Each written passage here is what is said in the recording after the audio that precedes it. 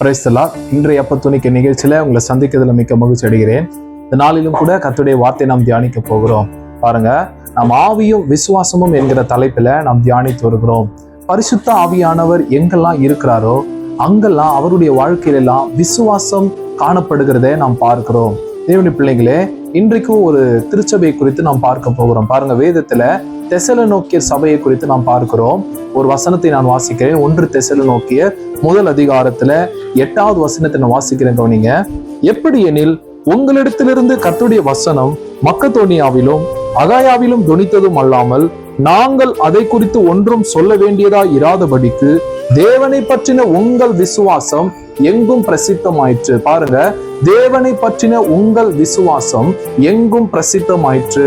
இந்த தெசலோனிக்கேயுடைய சபை பாருங்க, அந்த சபை மக்களுடைய விசுவாசம் எங்கும் பிரசித்தமாயிற்றான். அதாவது அநேக திருச்சபைகளுக்கு இவர்களுடைய விசுவாசம் ஊழியக்காரர்கள் சொல்லாததற்கு முன்பாகவே அவர்களுடைய விசுவாசம் அநேக திருச்சபைகளுக்கு தெரிய வர ஆரம்பமாயிற்று நாம் பார்க்கிறோம். தேவனுடைய பிள்ளைகளே, இவர்களிடத்துல என்ன விசுவாசம் இருந்தது நீங்க பாத்தீங்கன்னா பாருங்க, நாம விசுவாசிக்கிறது போல வியாதிக்காக இவர்கள் விசுவாசிக்கல.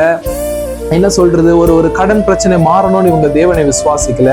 இவர்களுடைய விசுவாசம் மிகவும் மிகவும் ஆச்சரியமாய் இருக்கும். பாருங்க, இவருடைய வாழ்க்கையில நாம் பார்க்கிறோம், இவர்கள் மிகுந்த உபத்திரவத்துல இருக்கும்பொழுது பரிசுத்தாவின் சந்தோஷத்துல இருந்தார்கள் அந்த திருச்சபை.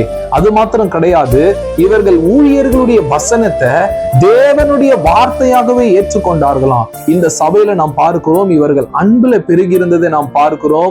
இவர்கள் ஊழியக்காரர்களை கனம் பண்ணுகிறதுல நாம் பார்க்கிறோம். இப்படி அநேக நற்கிரியைகளை நாம் பார்க்கிறோம். அது மாத்திரம் அல்லாமல் தன் சொந்த ஜனங்களால் இவர்கள் துன்புறுத்த பொழுது மிகவும் பொறுமையாய் கிறிஸ்துவுக்குள் இருந்ததை நாம் இந்த சபையாரிடத்துல பார்க்கிறோம். அப்போ இந்த இப்படிப்பட்ட ஒரு விசுவாசம் உடைய திருச்சபை தான் இந்த தெசலோனிக்கேயர் திருச்சபை.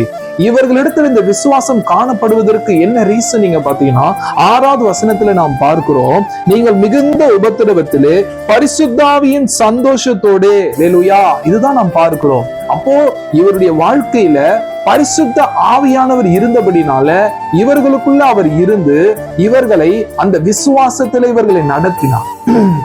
நாம் அதுதான் நாம் தியானித்து வருகிறோம். ஆவியானவர் தான் நமக்கு விசுவாசத்தை ப்ரொடியூஸ் பண்றாரு. அவர் தான் நமக்குள்ள இருந்து இப்படிப்பட்ட விசுவாசத்தை எல்லாம் தருகிறார் என்று நாம் தியானித்து வருகிறோம். பாருங்க கர்த்தருடைய பிள்ளைங்களே, உங்களுக்குள்ள இப்படிப்பட்ட ஒரு விசுவாசம் காணப்படணும் அப்படின்னா நீங்க பரிசுத்தாவின் சந்தோஷத்துல ஒவ்வொரு நாளும் நீங்க காணப்படும் பொழுது உங்க வாழ்க்கையிலையும் ஆண்டவர் மேல வைக்கிற விசுவாசம் நாளுக்கு நாள் அதிகமாவதை நீங்க பார்க்க முடியும். கர்த்தர் தாமே உங்களை ஆஸ்வதிப்பாராக. ஆமென்.